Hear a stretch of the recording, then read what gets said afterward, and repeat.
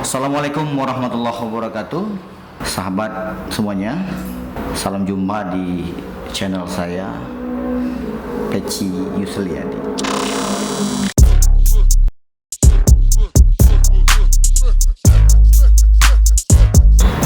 Saya akhirnya cita-cita untuk bicara ke publik melalui sebuah media visual ini terwujudkan, walaupun kemudian ini ajangnya kita coba. Saya selama ini aktif di sosial media itu di yang lain. Sekarang ini audio visual. Jadi ruang ini adalah ruang bagi kita untuk berdiskusi dan cerita tentang bagaimana Bengkulu. Nah, channel ini dibangun bersama teman-teman tentunya, dan terima kasih kepada tim kreatif yang sudah membantu saya untuk punya channel begini. Ini saya sebut channel ini Peci Yusliadi. Jadi inilah channelnya. Pada kawan-kawan semuanya, selamat datang di channel ini. Mudah-mudahan channel ini ke depan membangun dan berkontribusi membangun masyarakat dan daerah kita di 10 distrik di Bengkulu. Nah, pada topik kali perdana ini saya akan bicara tentang berita-berita terbaru lah, berita terbaru. Nah, salah satu berita terbaru yang mau coba angkat adalah soal lagi Provinsi Bengkulu terbaik perencanaan dan capaian pembangunan.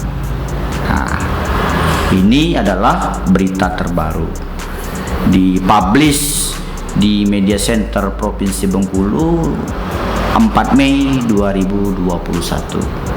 Nah, apa yang akan kita bicarakan pada topik kali ini? Nah, perencanaan dan capaian pembangunan. Artinya ada sinkronisasi antara perencanaan dengan capaian. Nah, sinkronisasi ini menjadi penting untuk kita ketahui sebagai masyarakat bahwa Provinsi Bengkulu atau suatu daerah itu punya progres dalam merencanakan pembangunan dan capaiannya.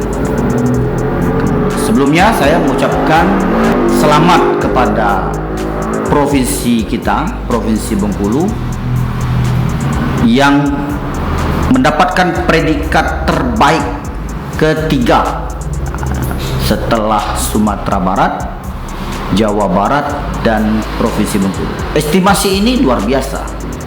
Dari 34 ya provinsi se-Indonesia, kita mendapatkan predikat nomor 3 terbaik di Indonesia. Artinya perencanaan kita baik, matang dalam ukuran penilai panelis, dan kemudian sinkron dengan capaian. Nah, kita melihat item apa saja yang kemudian menjadi parameter dari capaian ini sehingga sinkron dengan perencanaan. Nah, ini penting. Kenapa? Karena di era otonomi daerah hari ini, progres pembangunan yang harus kita capai itu adalah terukur, harus terukur, terencana dan tercapai. Karena kalau tidak terukur, maka ini akan sulit untuk kita jaminkan kepada masyarakat bahwa proses demokrasi kita berhasil. Ini ujungnya akan ke situ. Nah, ini ruang yang kemudian coba kita bahas. Nah, alhamdulillah kita kembali meraih PPD dari Bappenas. Penghargaan itu tentu menjadi motivasi kita bersama agar perencanaan dan pelaksanaan pembangunan ke depan bisa menjadikan Bengkulu semakin maju dan masyarakatnya selalu optimis. Nah, dalam rilis Media Center Provinsi Bengkulu ini mengangkat tema dalam capaian prestasi ini adalah aksi padu investasi untuk pemulihan ekonomi daerah melalui inovasi pelayanan, promosi, dan kolaborasi pembangunan. Peluang dan pertumbuhan investasi di Bengkulu menurut versi pemerintah provinsi, dengan tumbuhnya pelabuhan Pulau Baik dan jalan tol Trans Sumatera, maka investasi Bengkulu bakal kian menguat. Nah, saya melihat bahwa di sini bahwa peran pemerintah provinsi dalam connecting provinsi ini kepada daerah lain, ini yang menjadi titik berat dari proses penilaian ini, sehingga proses penilaian ini menjadi indikator untuk menyatakan Bengkulu juara ketiga. Namun di sisi lain, saya sampaikan bahwa peluang dan pertumbuhan investasi di Bengkulu, Pulau Bayi, dan tol Trans Sumatera ini kan programnya ini kan kesannya memang bukan dari produk RPJMD, rencana pembangunan jangka menengah daerah, yang kemudian menjadi terjemahan dari janji kampanye politik pasangan calon gubernur pada saat itu. Ini menjadi titik kritis, begitu kan? Kenapa kemudian RPJMD sendiri tidak dimunculkan, produk yang kemudian menjadi kebijakan politik kepala daerah ini tidak dimunculkan? Justru proyek ini kan kesannya memang proyek nasional ya, kawasan terpadu, KAPET ya, kawasan pembangunan ekonomi terpadu, yang mana bagiannya adalah pelabuhan dan jalan lintas atau jalan penghubung Trans Sumatera. Nah, kita tidak melihat pelabuhan di sini dan tol Trans Sumatera ini sebagai sebuah produk locally atau produk inisiasi politik kepala daerah. Nah,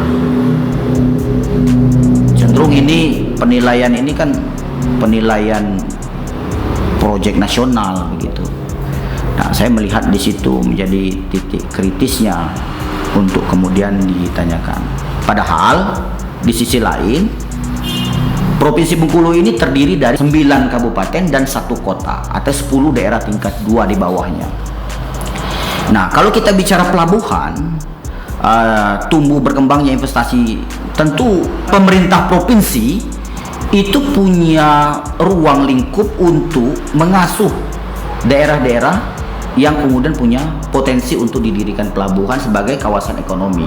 Harusnya itu yang kemudian kita tuntut untuk kepada kebijakan strategis pemerintah daerah. Nah, dari 9 kabupaten dengan 1 kota itu, kita tahu bahwa Provinsi Bengkulu ini 7 kabupaten menghadap laut. Kaur, Bengkulu Selatan, Seluma, Kota Bengkulu, Bengkulu Tengah, Bengkulu Utara, Mukomuko. Nah, bagaimana kemudian strategi pemerintah Provinsi Bengkulu?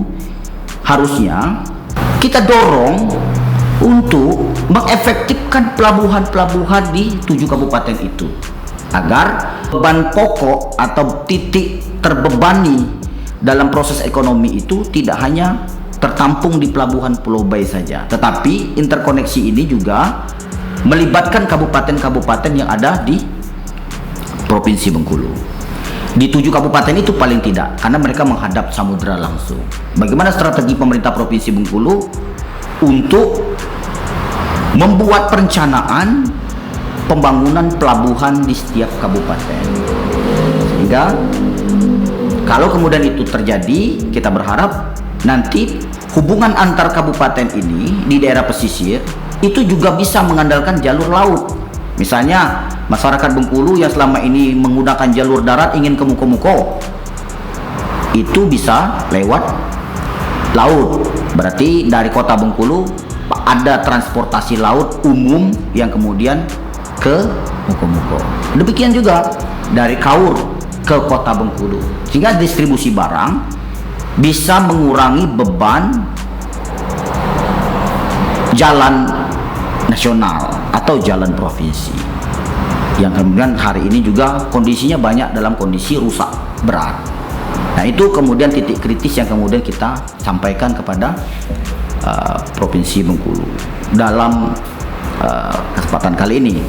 Nah, kemudian soal tol Trans Sumatera ini, kita bersyukur bahwa Provinsi Bengkulu adalah daerah yang kemudian dilalui, terkoneksi jalur daratnya ke daerah lain melalui jalan bypass tol begitu. Dari kini kan dibangun dari Betungan sampai ke Lubuk Linggau, ya. Nah, itu. Nah, kita bersyukur itu. Tetapi kan pemerintah juga harus membuat strategi ekonomi. Daerah-daerah yang selama ini dilalui jalan lintas, dilintasi dengan keberadaan tol, sekarang kan jadi tidak dilintasi. Nah, bagaimana strategi ekonomi Provinsi Bengkulu untuk daerah-daerah yang kemudian ditinggal oleh tol ini? Tidak dilintasi lagi karena orang melintas lewat tol. Belum lagi beban kendaraan yang akan masuk ke Bengkulu, misalnya dari Sumatera Selatan pada hari libur dari Palembang menuju Bengkulu untuk hari libur ke kota Bengkulu. Tentu kepadatan volume kendaraan akan besar, sementara infrastruktur jalan yang ada tidak memadai. Ini juga harus dipersiapkan oleh pemerintah Provinsi Bengkulu. Nah, ini yang kemudian strategi-strategi yang mungkin harus kemudian menjadi konsentrasi penuh pemerintah Provinsi Bengkulu dalam menjawab capaian prestasi ini. Itu menurut saya. Kenapa itu perlu disampaikan? Agar ada pencegahan atau kebijakan preventif pemerintah Provinsi Bengkulu dari soal strategi ini, strategi perencanaan pembangunan ini. Nah, kan orang kan akan hilir mudik masuk ke Bengkulu pakai kendaraan roda 4 masuk lewat jalan tol. Ini Palembang Bengkulu bisa ditempuh dalam durasi waktu 3 jam ya, 3 jam atau 4 jam. Ini cepat sekali. Orang mau lihat sunset saja ke Bengkulu hari Jumat sore, Sabtu, Minggu, itu akan ada potensi masyarakat dari luar Provinsi Bengkulu akan masuk ke Bengkulu hanya untuk melihat sunset liburan. Nah, sementara potensi itu akan berdampak pada volume kendaraan dan kapasitas infrastruktur jalan yang kita punyai. Itu barangkali topik kita pada kesempatan sore hari ini di edisi pertama konten saya, Peci Yusliadi. Nah, saya berharap nanti konten-konten ke depan kita akan coba sesuaikan yang kemudian bisa produktif, ikut berkontribusi dalam pembangunan Provinsi Bengkulu. Sampai jumpa. Rekan-rekan semuanya. Assalamualaikum warahmatullahi wabarakatuh.